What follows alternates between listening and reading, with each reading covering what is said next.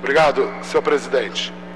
Bom, em primeiro lugar, eu gostaria de dizer que eu abri mão da prerrogativa de falar primeiro, que eu queria escutar os colegas também, para poder ter ideia dos argumentos, do porquê que está causando controvérsia esse projeto. O fato de eu ter pedido a inversão de pauta para a inclusão dele, na verdade é porque eu não achava que ia encontrar essa resistência. Eu imaginava que esse projeto seria bem recebido pelos meus colegas. E aí eu quero adiantar que eu estou disposto a conversar e a tentar corrigir eventuais distorções. Agora, eu discordo das interpretações que foram feitas até agora sobre esse projeto. O objetivo desse projeto não é limitar a expressão da religiosidade de nenhum paciente da rede municipal de saúde, e nem mesmo de tentar impedir ou dificultar que os pacientes recebam serviços religiosos das denominações às quais fazem parte.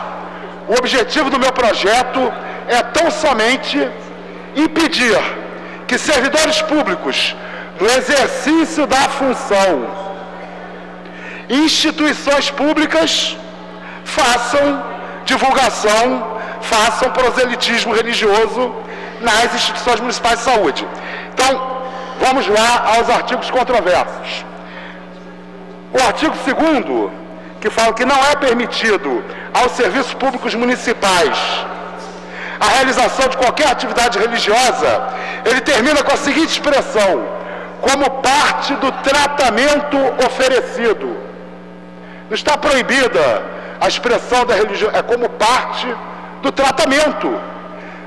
A definição de Estado laico pressupõe que o Estado não pode beneficiar nem prejudicar nenhuma religião.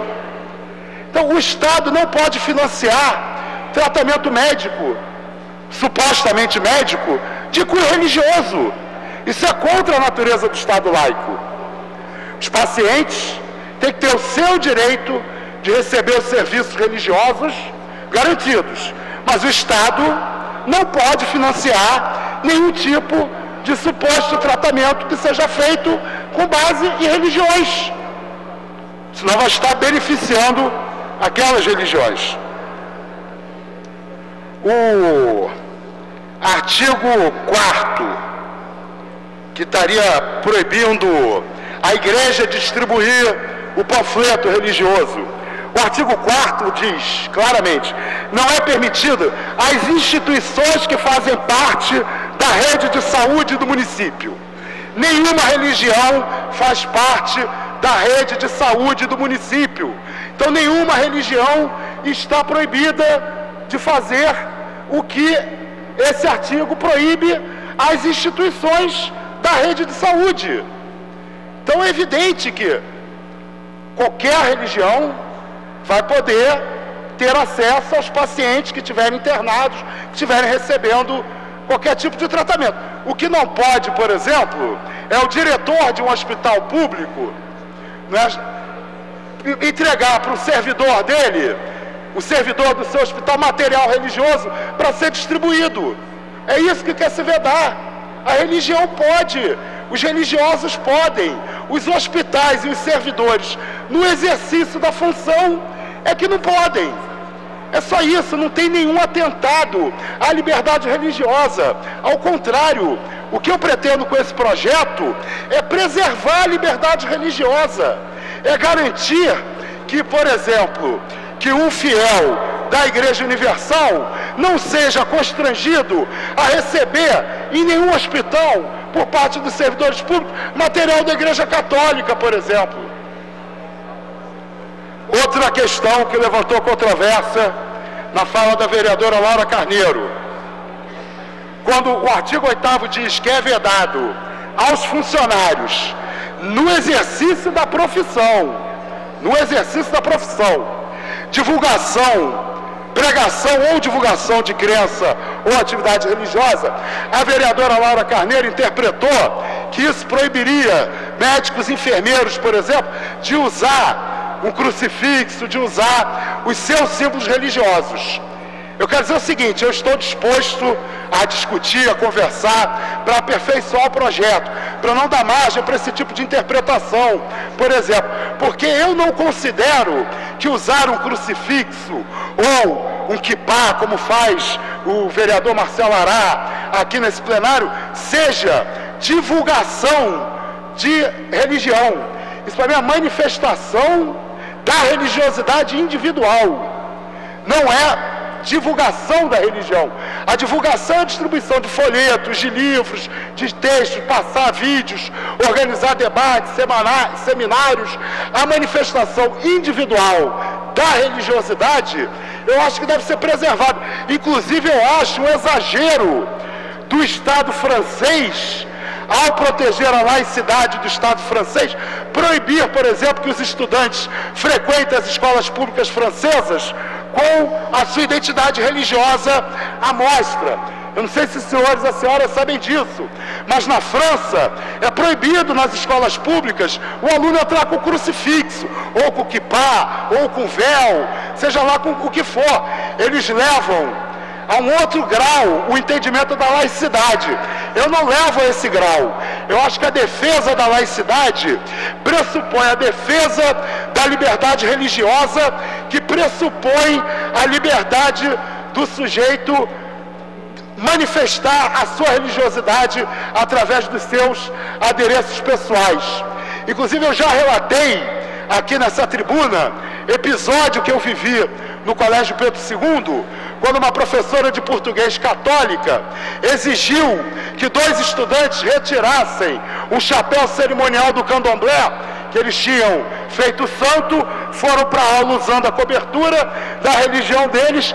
A professora mandou que eles saíssem de sala e nós fizemos um ato belíssimo, que todos os estudantes juntos levantaram junto com a dupla, se retiraram de sala e nós só voltamos para a sala de aula quando o direito daqueles estudantes de manifestar a sua religiosidade foi respeitado. Recentemente, eu questionei aqui nessa tribuna a direção da Escola Municipal Francisco Campos, no Grajaú, porque proibiu a entrada de um estudante com guia. Eu não lembro se da Umbanda ou do Candomblé, mas proibiu a entrada com guia. Então, de maneira nenhuma, eu quero que esse artigo seja interpretado como a proibição da manifestação individual da religiosidade. Como não quero, de maneira nenhuma, que esse projeto seja interpretado como uma tentativa de cercear a manifestação religiosa dos usuários da rede municipal. Também não quero cercear o acesso dos usuários da rede municipal de saúde aos serviços religiosos. Agora, o que eu quero é que ninguém tenha que viver, por exemplo, uma situação que para mim não trouxe prejuízo, a não ser uma certa vontade de ironizar.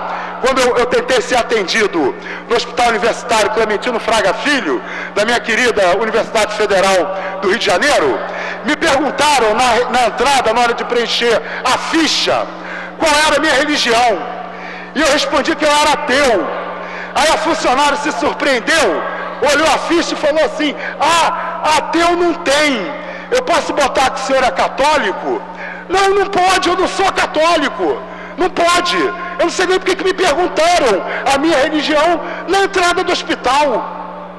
Nós temos, a vereadora Laura Carneiro falou das comunidades terapêuticas. Eu não tenho nenhum problema de nenhuma religião abrir uma comunidade terapêutica e fazer o tratamento que os pacientes recebam voluntariamente. Voluntariamente. Se alguém achar que vai se curar do problema do abuso de drogas com oração, eu torço para que consiga, mas o Estado não tem que financiar esse tratamento. A comunidade terapêutica não pode receber dinheiro do Estado para aplicar em suposto tratamento religioso. O tratamento tem que ser científico, tem que ser dado pela academia, pela ciência, pela medicina. O dinheiro público tem que financiar o tratamento que é referendado pela ciência. E ninguém, o que é mais grave, o que tem acontecido no Brasil, é que além de comunidades terapêuticas estarem recebendo financiamento público para tratamento de cunho religioso. Tem comunidades terapêuticas, inclusive isso aconteceu no Rio de Janeiro, recebendo pessoas através do instrumento da internação compulsória. Como pode o Estado internar compulsoriamente qualquer pessoa numa instituição que vai fazer tratamento religioso? Então existe sim essa preocupação no meu projeto, como a vereadora Laura Carneiro externou, mas esse não é o único objetivo desse projeto. Não é o único objetivo. O objetivo é proteger todo cidadão e toda cidadã de ser constrangido por servidores públicos e por instituições públicas a adotarem ou a deixarem de adotar qualquer tipo de religião. Essa é a minha preocupação. E por último, esse projeto, quando ele pretende defender os usuários do sistema de saúde de qualquer tipo de preconceito religioso, ele se estendeu para proteger os usuários da rede de sofrerem preconceito quanto à sua identidade de gênero. E eu acho que não é mais um tabu no Brasil, ou não deveria ser, pelo menos institucionalmente falando, a utilização do nome social pelos travestis. Tem vários instrumentos e instituições que hoje já reconhecem o direito dos transgêneros, melhor dizendo, de utilizarem o seu nome pessoal, porque é a sua opção de identidade de gênero. Então, só frisar que eu estou disposto a conversar, por isso eu peço o adiamento da votação por 3 sessões legislativas, para que a gente possa buscar o melhor entendimento, corrigir qualquer problema de interpretação nesse projeto. Muito obrigado, senhor presidente.